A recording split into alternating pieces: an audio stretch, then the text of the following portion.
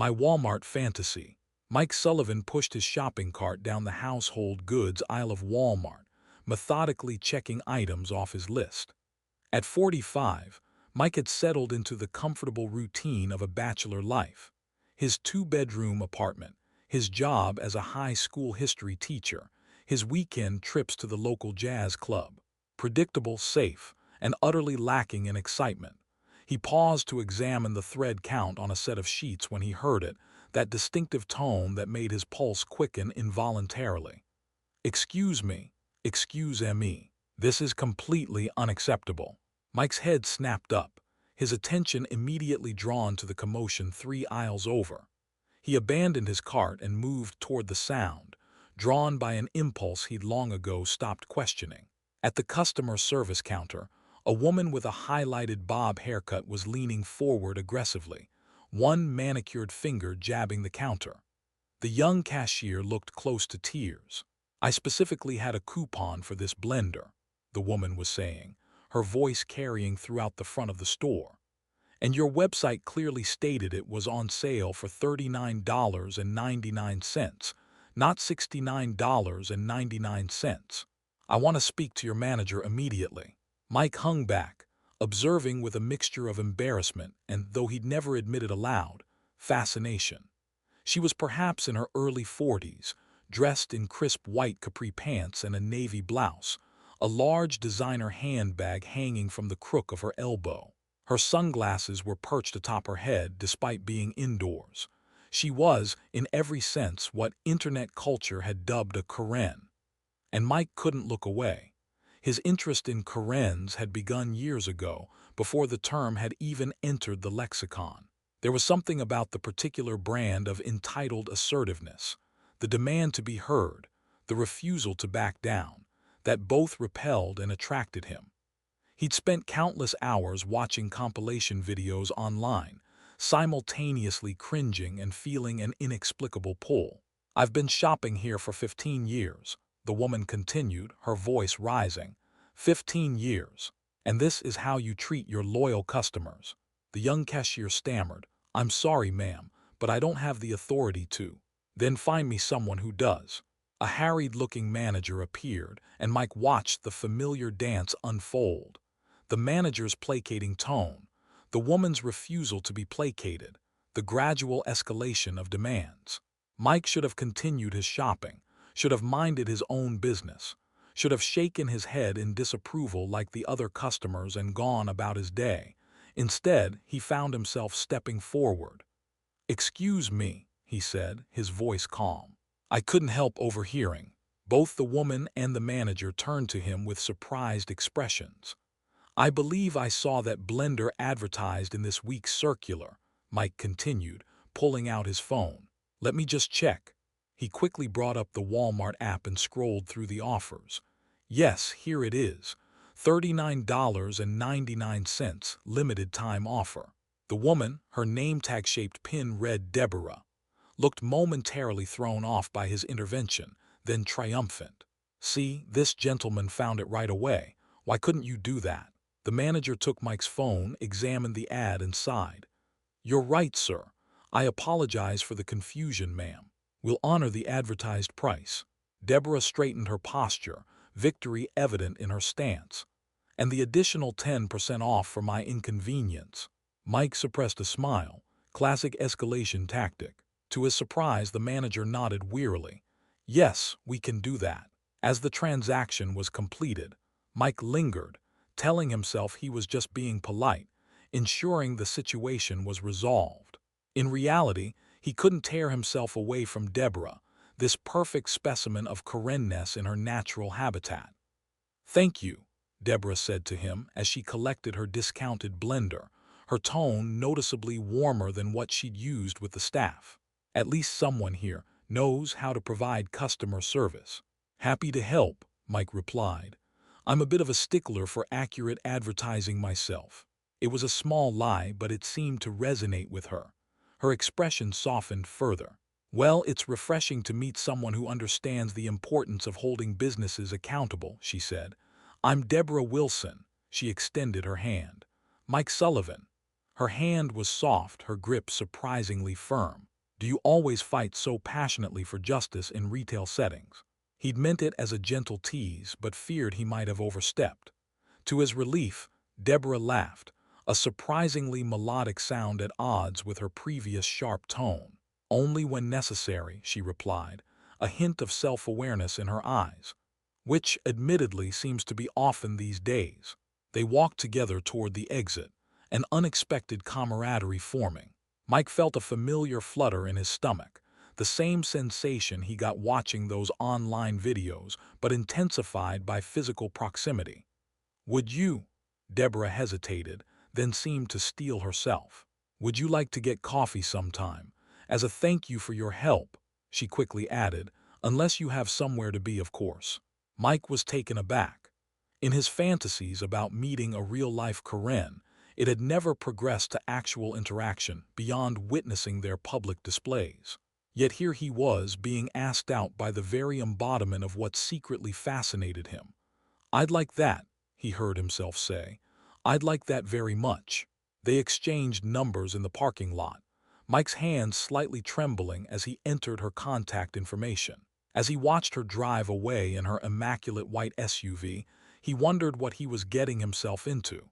A date with a Karen. It was simultaneously his most secret fantasy and his most public nightmare. What would his friends say? What would his colleagues think if they knew about his peculiar fascination? But as Mike returned to his abandoned shopping cart, he felt more alive than he had in years. Deborah Wilson was exactly the type of woman he'd been drawn to from afar for so long. Assertive, demanding, uncompromising in her expectations. Whether this was the beginning of something meaningful or simply an odd encounter that would make for a good story later, Mike couldn't predict. But for the first time in a long while, he was genuinely excited about what might come next. He checked his phone one more time, confirming that her number was really there. Deborah Wilson, a real-life Karen, and he had a coffee date with her. Mike smiled to himself as he resumed his shopping, his mundane Sunday suddenly transformed into something unexpected and thrilling.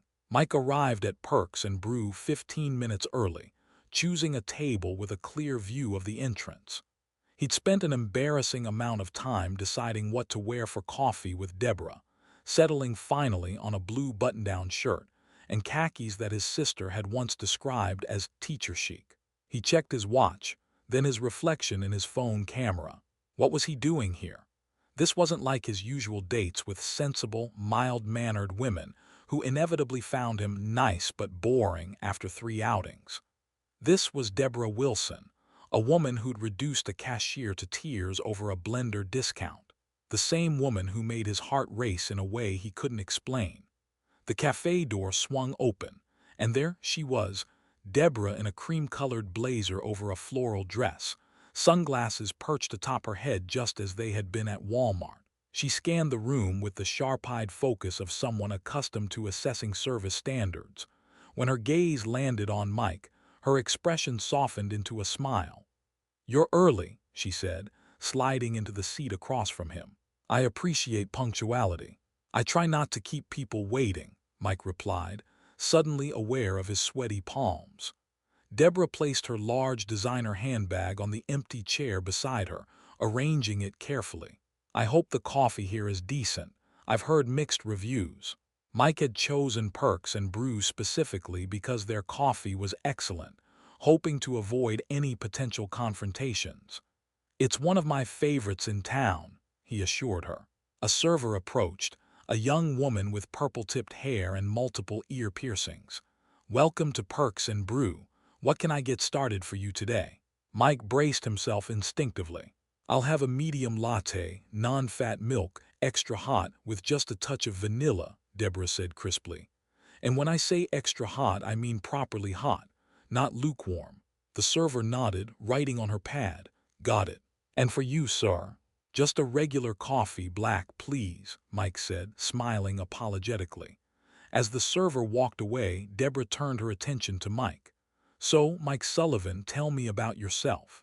What do you do when you're not rescuing women from retail injustice?" Her tone was light, almost playful, revealing a self-awareness that surprised him. I teach history at Riverside High, he replied. Revolutionary War, Civil War, World Wars. Basically, I specialize in conflicts. How fitting, Deborah said with a laugh. And do you enjoy it, teaching teenagers about the past? I do, actually. There's something rewarding about helping young people understand where we came from. Mike leaned forward slightly. What about you? What do you do? I run a boutique real estate agency, Deborah said. Luxury properties mostly. I founded it after working for one of the big firms and getting tired of how they treated their clients. Mike nodded, imagining Deborah negotiating fiercely on behalf of her clients. It made perfect sense. The server returned with their drinks. Deborah eyed her latte critically, then took a tentative sip. Is it hot enough? Mike asked, half dreading the answer. To his relief, Deborah nodded. It's perfect, actually. She looked up at the server. Thank you. This is exactly what I wanted. The purple-haired server smiled, clearly surprised by the positive feedback. Great. Let me know if you need anything else. As she walked away, Mike studied Deborah with renewed interest. You know, you just made that server's day. Did I? Deborah seemed genuinely surprised. Positive feedback is rare in service jobs. Trust me, I worked retail through college. Deborah took another sip of her latte, considering this. I suppose I do tend to speak up more when things go wrong than when they go right. It's a bad habit. This self-reflection was unexpected, and Mike found himself even more intrigued. So what drew you to real estate? For the next hour, they talked easily about their careers, their hobbies. Deborah was an avid gardener. Mike collected vintage jazz records, and their backgrounds both were divorced, no children. Mike found himself relaxing, enjoying her sharp wit and direct manner. Then it happened. A young man at a nearby table was watching something on his phone, the sound blaring loudly enough to be heard throughout the cafe. Deborah's expression changed, her jaw tightening. "Excuse me," she said to Mike before turning toward the young man. "Excuse me, would you mind using headphones or turning that down?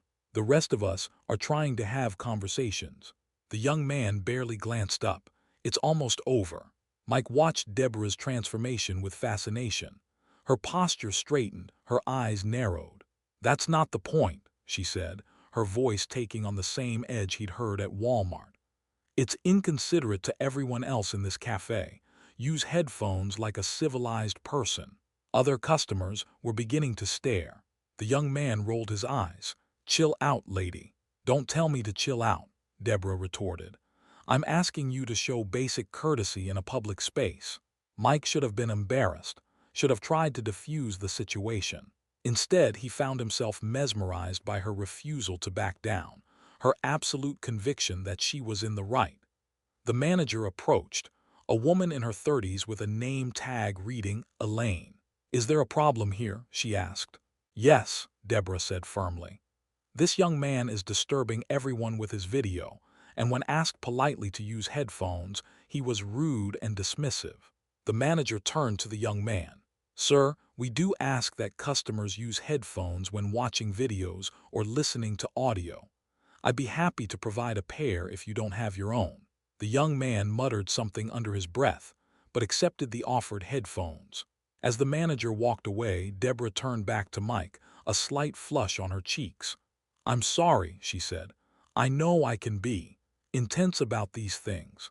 My ex-husband used to say I was incapable of letting anything slide." Mike found himself reaching across the table to touch her hand. "You were right, though. He was being inconsiderate." Deborah looked at him with surprise, as if expecting criticism rather than support. "Most people find my directness off-putting." "I'm not most people," Mike said softly, surprising himself with his honesty. Something shifted in Deborah's expression, a vulnerability beneath the confident exterior. "No," she agreed. "You're certainly not." They finished their coffee in a new, more intimate atmosphere. When they finally stood to leave, Mike found himself reluctant to end their time together. "Would you like to have dinner sometime?" he asked, the words coming out before he could second-guess himself. Deborah smiled, a genuine warmth in her eyes. "I'd like that very much. How about Friday? I know an excellent Italian place, and believe me, I have high standards. I wouldn't expect anything less, Mike replied, returning her smile. As they walked to the parking lot, Deborah paused. You know, most men are intimidated by me. They find me too assertive, too demanding. I find it refreshing, Mike admitted. You know what you want and you're not afraid to ask for it. That's rare. Deborah studied him for a moment, as if trying to determine if he was sincere. Whatever she saw in his expression must have satisfied her, because she leaned forward and kissed his cheek softly. Friday at 7, she said. Don't be late, I hate waiting. As Mike watched her walk to her car, he touched the spot where her lips had brushed his skin. His fascination with Karen's had always been his most closely guarded secret, a source of confused shame. Yet here he was, openly admiring the very qualities in Deborah that society mocked. For the first time, he wondered if perhaps his attraction wasn't so strange after all. Maybe he simply appreciated a woman who refused to accept less than what she deserved. Or maybe, he thought with a small smile, he was just a little bit crazy. Either way, he couldn't wait for Friday. Bella Luna Italian Restaurant was exactly the kind of upscale establishment Mike had expected Deborah to choose. White tablecloths, soft lighting, and waiters in crisp black attire. He arrived 10 minutes early, as was his habit, only to find Deborah already seated at a corner table, checking her watch. 7 minutes early, she noted with approval as he approached. I was beginning to think punctuality was a lost art. She wore a fitted black dress that highlighted her slim figure, her highlighted bob perfectly styled. A string of pearls adorned her neck, and a matching bracelet circled her wrist.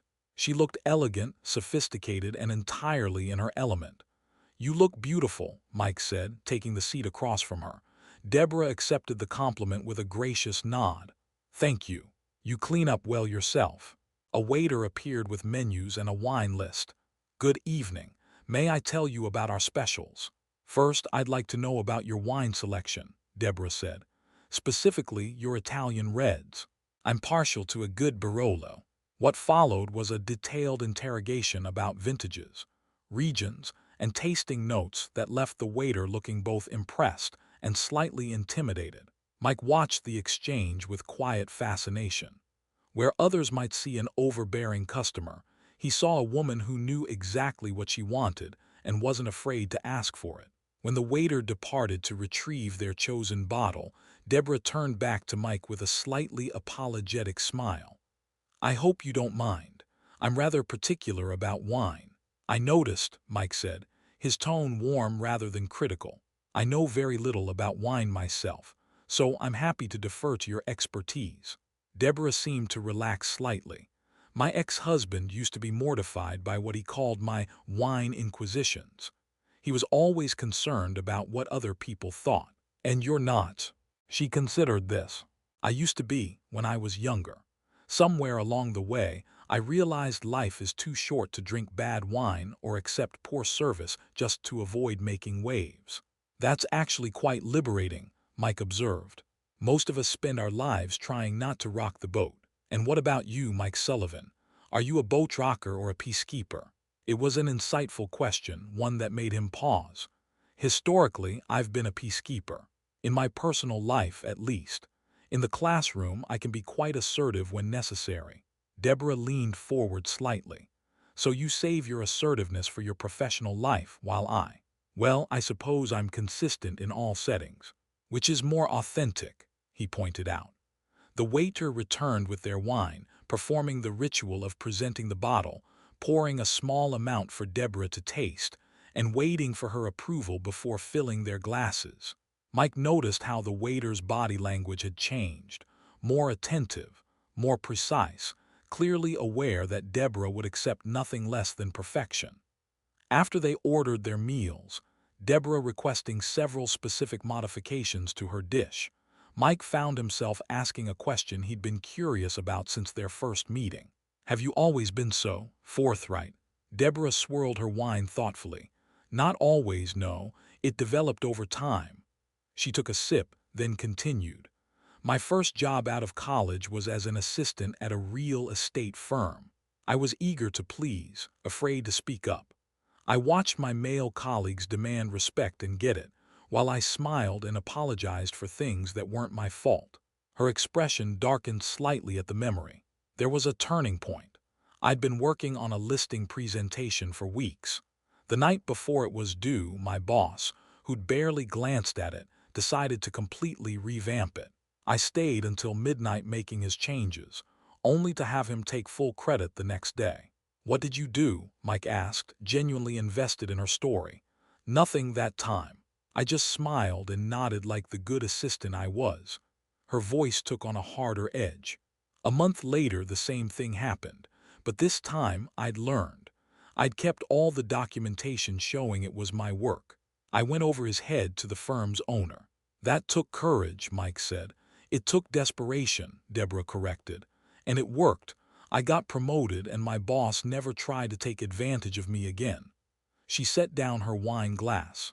"That's when I realized that in this world, especially as a woman, if you don't stand up for yourself, no one else will."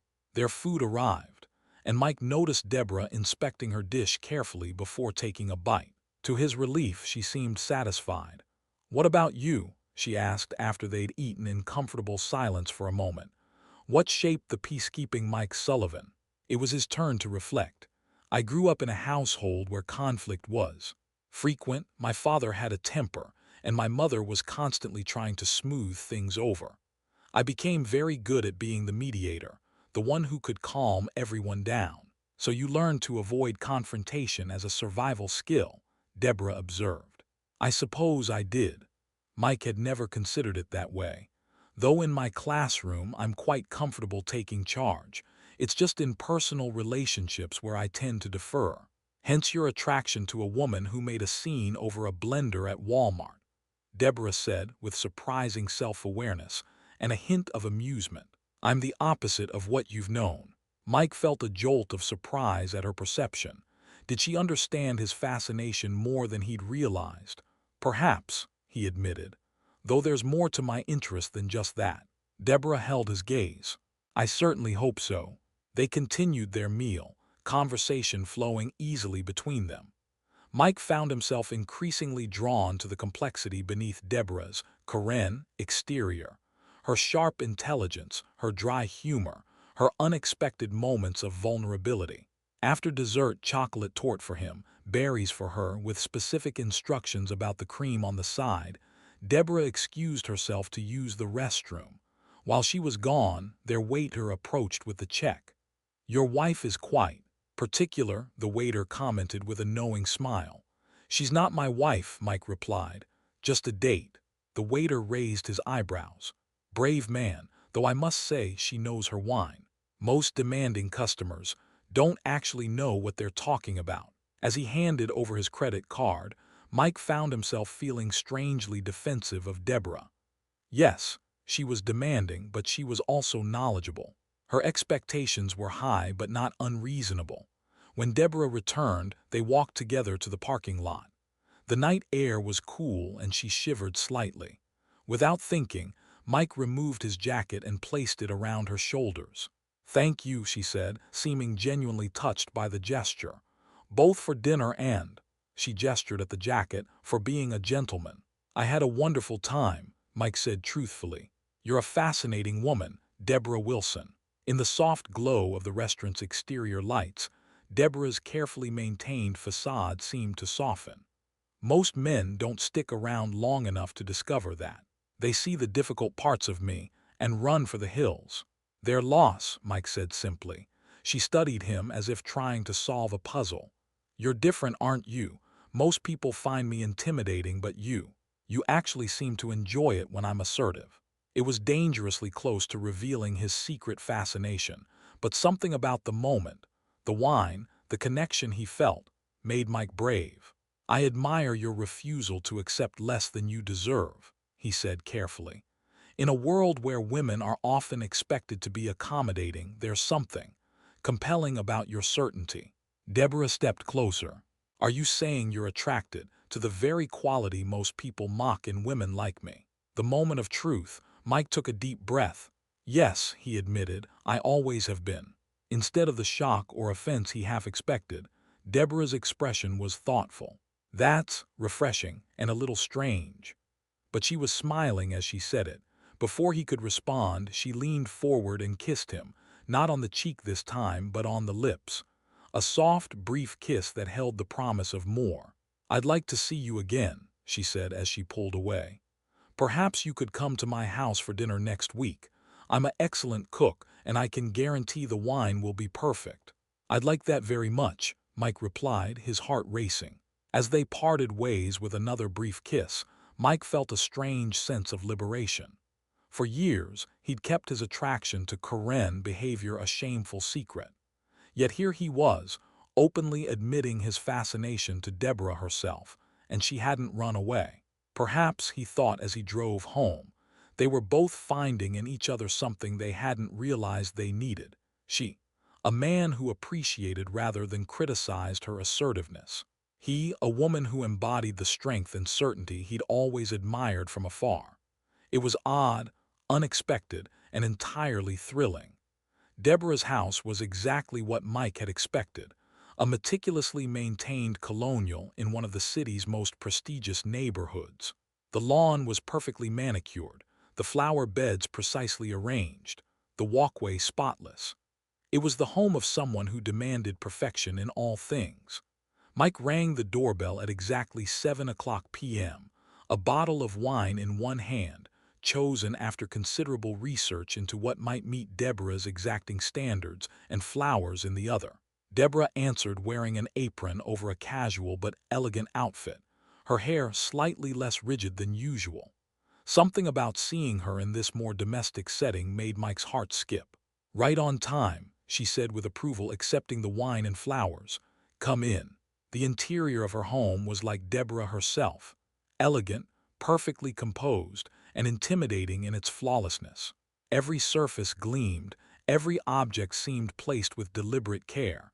It was a showplace but also clearly a home.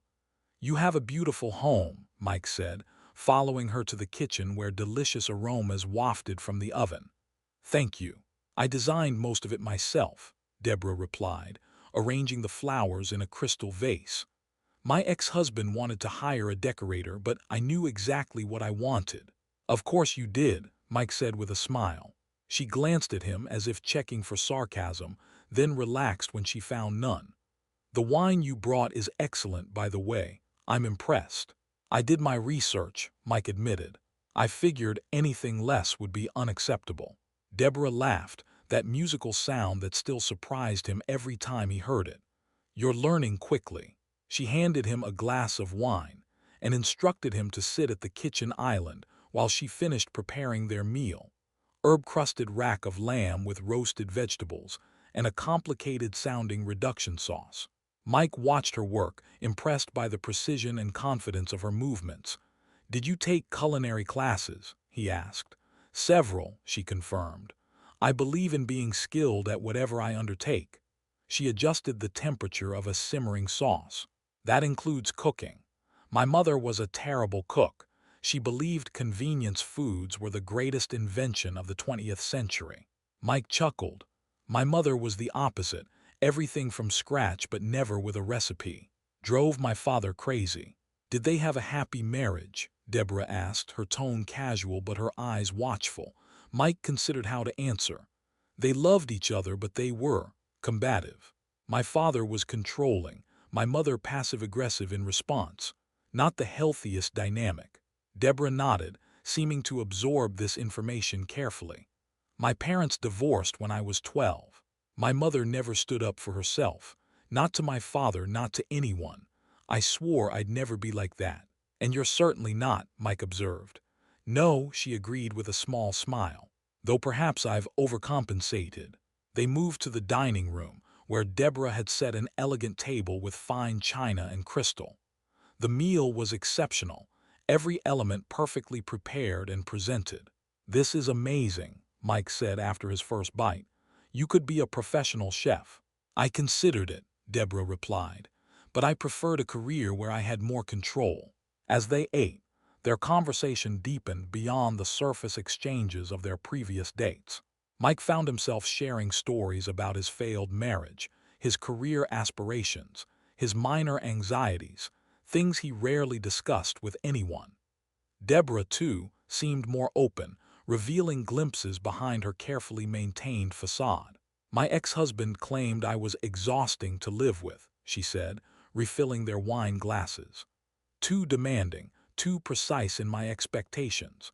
He wanted a wife who would smile and nod regardless of how she was treated." "Some men are intimidated by women who know their worth," Mike replied. Deborah studied him over the rim of her glass. "And you're not." "I find it refreshing," Mike said honestly. "The women I've dated in the past were accommodating to the point of having no opinions of their own. It was like dating a pleasant mirror that simply reflected what I wanted to hear." "And you didn't like that?" Deborah seemed genuinely curious. Mike shook his head. "It was boring and dishonest in a way. Everyone has opinions, desires, expectations. Pretending otherwise creates a false relationship. Yet most people claim to want easy relationships," Deborah observed. "Easy isn't the same as fulfilling," Mike countered. "At least not for me." After dinner, they moved to Deborah's living room with the remainder of their wine. They sat closer than they had before, the atmosphere between them charged with growing intimacy. "May I ask you something personal?" Deborah said suddenly. "Of course."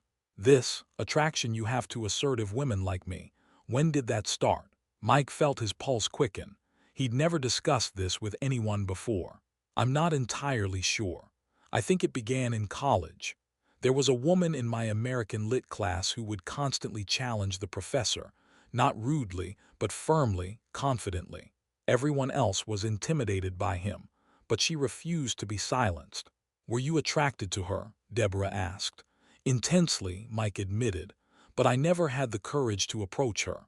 "And since then?" Mike took a deep breath. "Since then, I've found myself drawn to women who stand their ground, who refuse to be intimidated or silenced. Not cruel women, but those who are unapologetically themselves, who expect respect and won't accept less. Women who society now mockingly calls Karens," Deborah said with a raised eyebrow. "The term is unfair," Mike said quickly. "It reduces complex behavior to a caricature. Yes, some people are unreasonably demanding or entitled, but many women labeled that way are simply refusing to be dismissed." Deborah set down her wine glass and turned to face him fully. "You realize how unusual your perspective is. Most men run in the opposite direction when they encounter someone like me." "I know," Mike admitted, "and for years I kept this preference to myself. It felt like something to be ashamed of, given how society views assertive women. Yet here you are," Deborah said softly, "openly admitting to being attracted to the very qualities others find objectionable in me." The vulnerability in her voice touched something in Mike. For all her outward confidence, there was pain beneath, the pain of being consistently misunderstood, criticized for her authenticity. "May I ask you something now?" Mike said. "When you're in those moments, like at Walmart or with the young man at the coffee shop, what are you feeling?" Deborah seemed surprised by the question.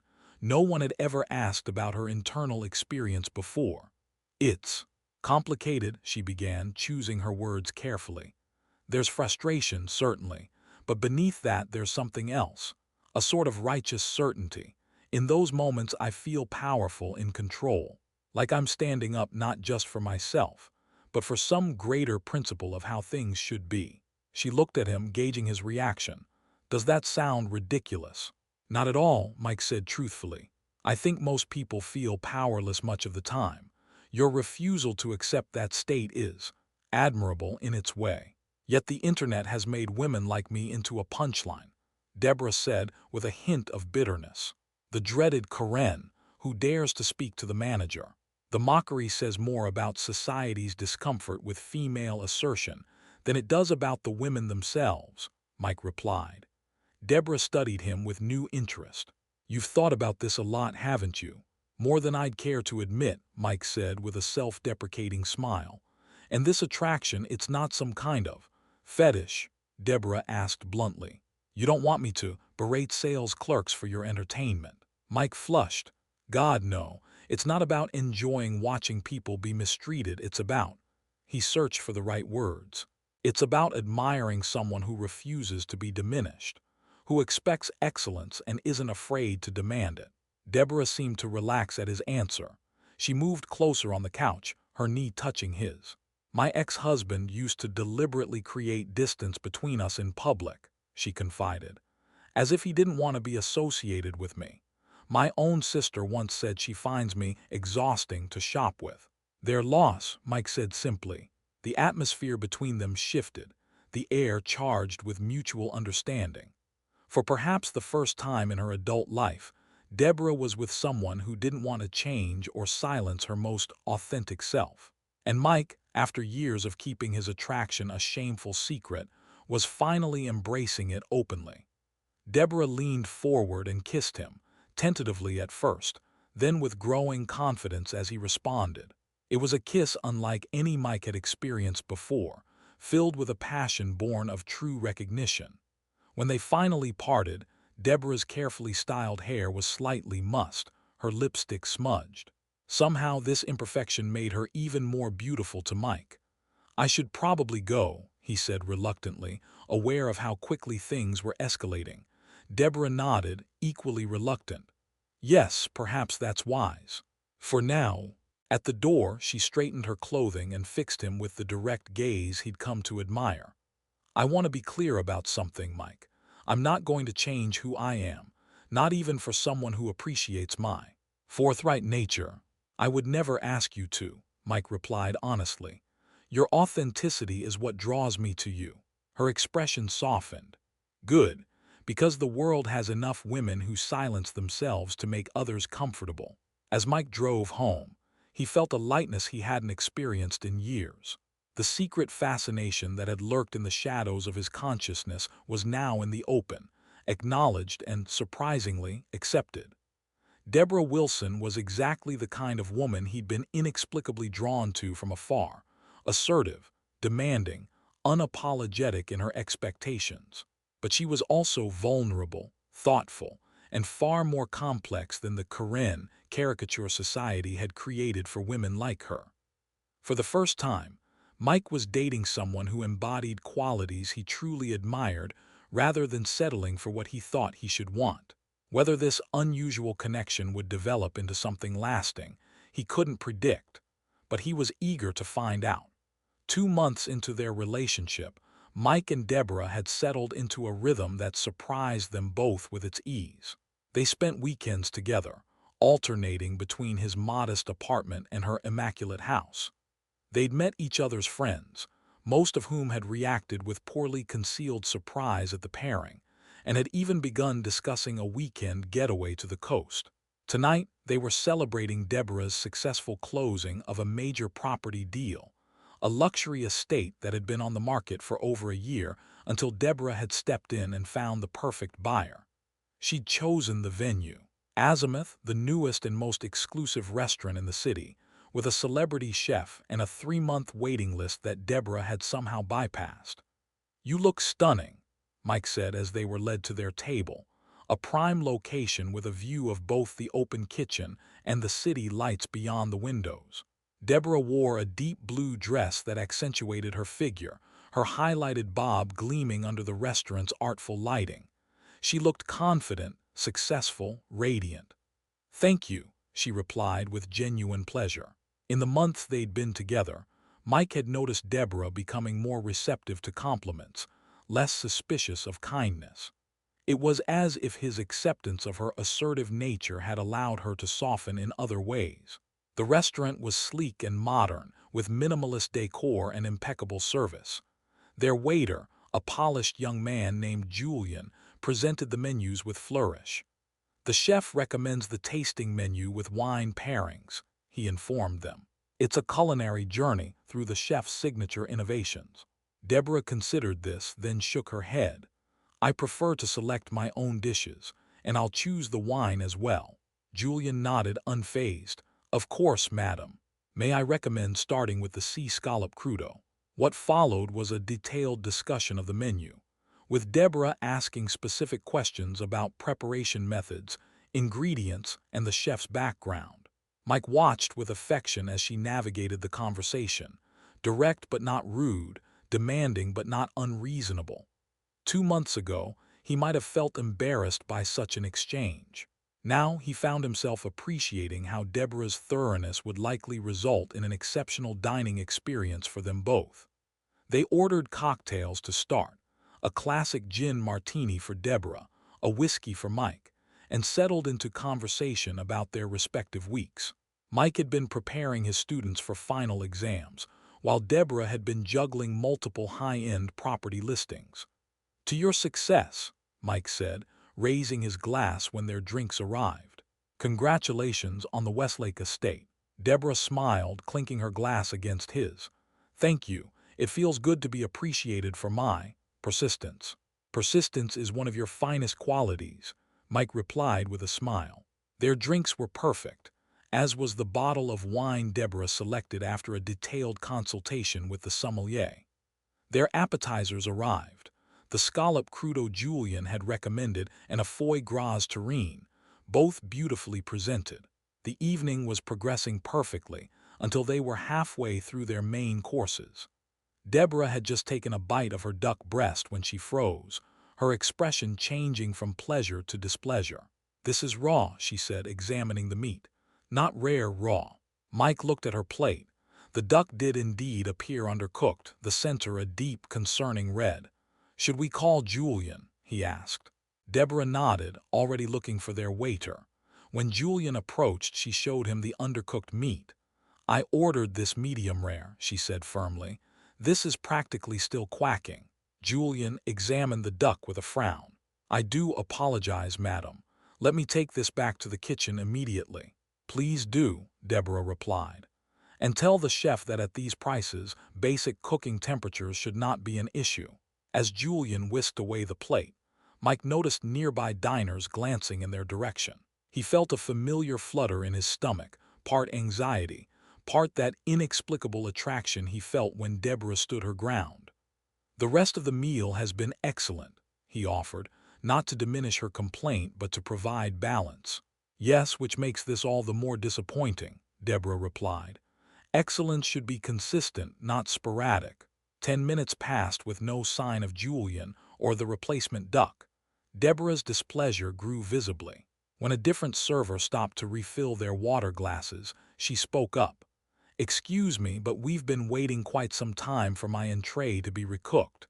Could you check on it?" The server nodded. "Of course, ma'am. Right away." Another 5 minutes passed. Mike had finished his own entree, and Deborah sat with an empty plate before her, her posture increasingly rigid.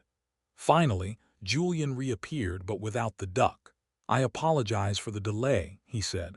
"The chef would like to speak with you." Mike felt a spike of alarm. This was usually not a good sign. A moment later, a tall man in chef's whites approached their table. His expression was not apologetic but confrontational. "I understand there was an issue with the duck," he said, his tone clipped. "Yes," Deborah replied evenly. "It was severely undercooked." The chef's jaw tightened. "Madam, I personally prepared that duck to a perfect medium rare. Perhaps your understanding of proper cooking temperatures differs from culinary standards." Mike watched Deborah's expression change. Not to anger, as he might have expected, but to a cool, composed certainty that was somehow more intimidating. "Chef," she said, her voice steady, "I've dined at Michelin-starred restaurants across 3 continents. I know the difference between medium rare and raw. Your duck was raw in the center, and rather than rectifying the issue, you've chosen to insult my culinary knowledge." The chef's face flushed. "Our kitchen does not make mistakes of that nature." "Evidently it does," Deborah countered. "And now it's making the additional mistake of refusing to acknowledge an error." By now, several nearby tables had fallen silent, diners pretending not to eavesdrop while clearly hanging on every word. The classic confrontation was unfolding, the demanding customer versus the defensive establishment, and Mike realized he was witnessing the very scenario that had first drawn him to Deborah. Yet something was different this time. As he watched Deborah maintain her composure in the face of the chef's arrogance, Mike didn't see a stereotypical Karen, making an unreasonable fuss. He saw a woman refusing to be gaslighted about what was plainly true, refusing to accept substandard treatment even in the face of public scrutiny. The chef crossed his arms. "Perhaps Azimuth isn't the right restaurant for you." "Perhaps not," Deborah agreed coolly. "But since we're here, I expect either a properly cooked-in tray or for the item to be removed from our bill. Those are reasonable options for resolving this situation." The restaurant manager appeared, having sensed the tension. After a brief whispered conference with the chef, he turned to Deborah with a practiced smile. "We'd be happy to prepare you something else from our menu, Miss Wilson. Complimentary, of course." It was a reasonable solution, but Mike knew Deborah well enough by now to recognize the slight narrowing of her eyes. The issue wasn't the cost, it was the principle. "Thank you," she said after a moment. "I'll try the sea bass instead." The manager nodded, relief evident in his expression. The chef, still bristling, returned to the kitchen. As the tension dissipated, nearby conversations resumed. "Well handled," Mike said quietly once they were alone again. Deborah took a sip of her wine. "That man has an ego the size of Texas.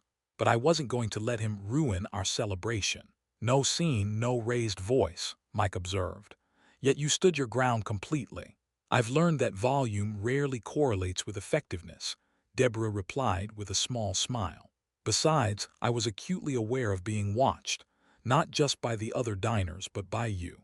"Me?" Mike was surprised. "Why would that matter?" Deborah's expression softened.